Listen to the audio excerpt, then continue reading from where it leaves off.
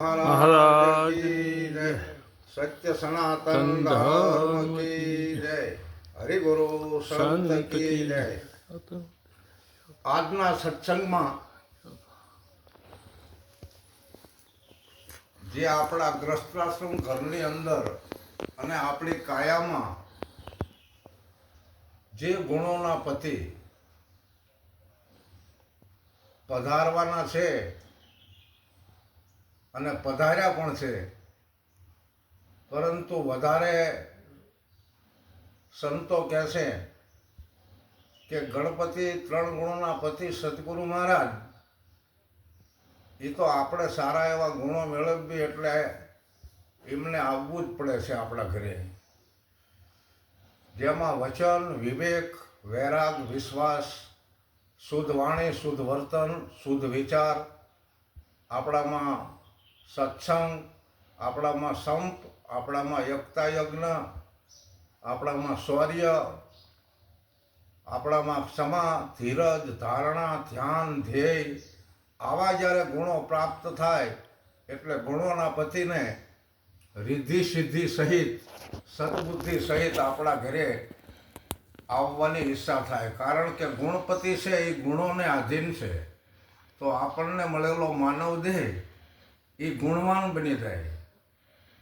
ગુણવાન તો બની જાય, પરંતુ એને ભગવાનની પ્રાપ્તિ થાય.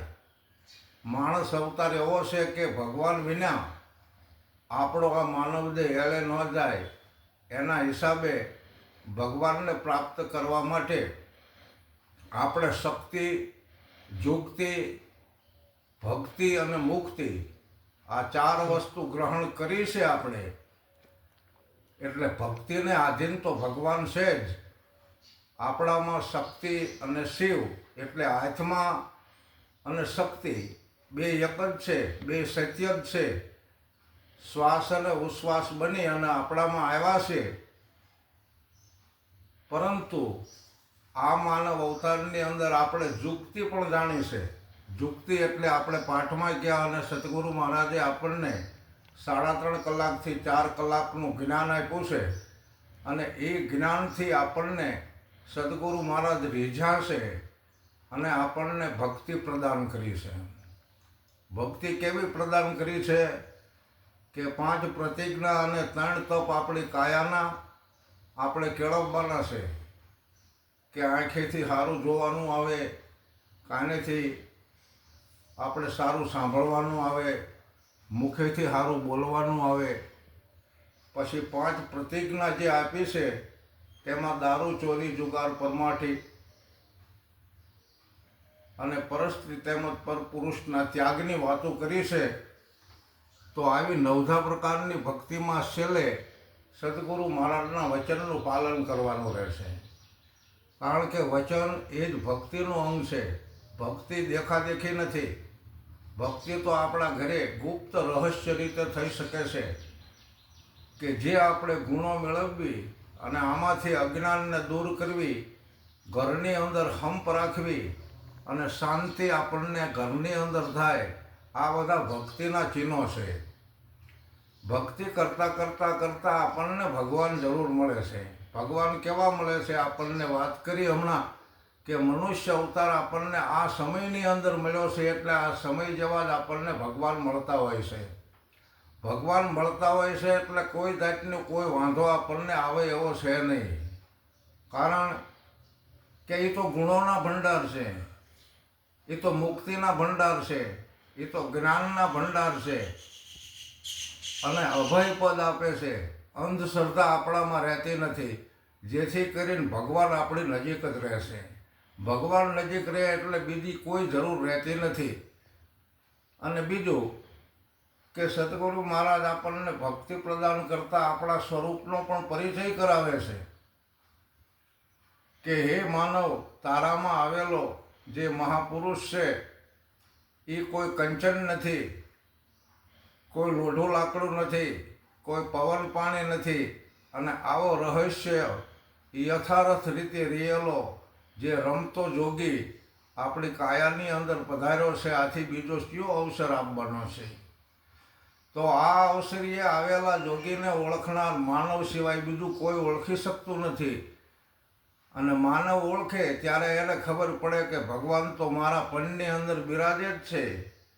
પરંતુ સગુણ સ્વરૂપે આપણને જ્યારે ભગવાન મળે છે ત્યારે આપણા અંતરની અંદર આવેલા ભગવાનનો પરિચય થાય છે. પરંતુ આપણામાં જો એવી શક્તિ ન હોય તો આપણી આંખો, આપણા કાન, મુખ કે હાથ પગ કંઈ કામ કરી નથી શકતા.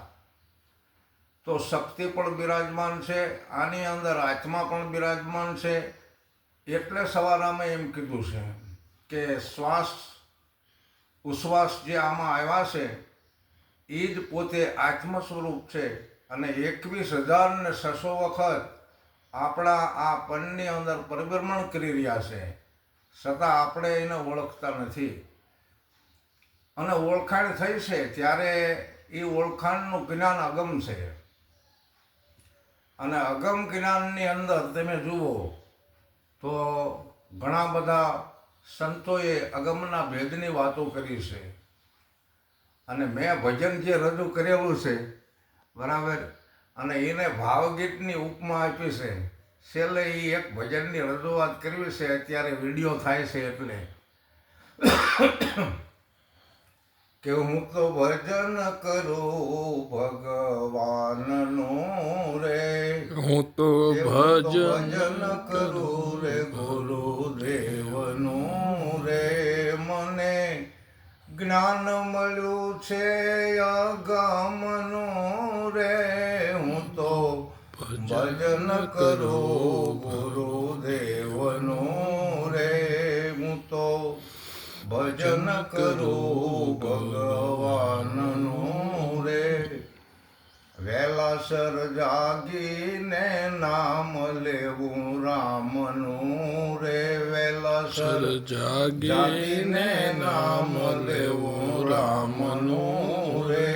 મને જ્ઞાન થયું ગુરુના કામનું રે, હું તો ભજન કરું ભગવાનનું રે.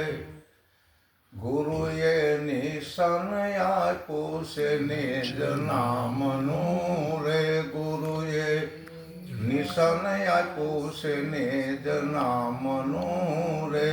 ગુરુએ તાળું ખોલ્યું છે બ્રહ્મ જ્ઞાનનું રે, ગુરુએ તાળું ખોલ્યું છે બ્રહ્મ જ્ઞાનનું રે.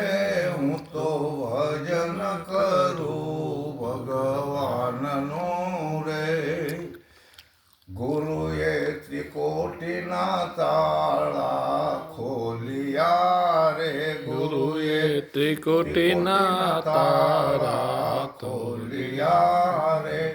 અગમ ધણી અલખ ધણી આવી મારામાં બોલિયા રે, અલખ ધણી આવી મારામાં બોલિયા રે. હું તો ભજન કરું ભગવાનનું રે. નટુ રામચરણે ગનું બા બોલિયા રે, નટુ રામચરણે ગનું બા બોલિયા રે. મારા અંતરના પડદા ખોલિયા રે, મારા અંતરના પડદા ખોલિયા રે. હું તો ભજન કરું ભગવાનનું રે. હરદમ હરીને બેઠતા આનંદ પરમ પાર. સહેજે સહેજે મને સતગુરુ મળ્યા, એ હૈય હરખ નવ માય સિયાવર રામચંદ્ર કી જય, રઘુવીર રામચંદ્ર કી જય. उमापति महादेव की जय, गजानंद गुणपति की जय, पवन सुत हनुमान की जय, बोले भाई सब संतन की जय। बोलो गुरु महाराज ની જય।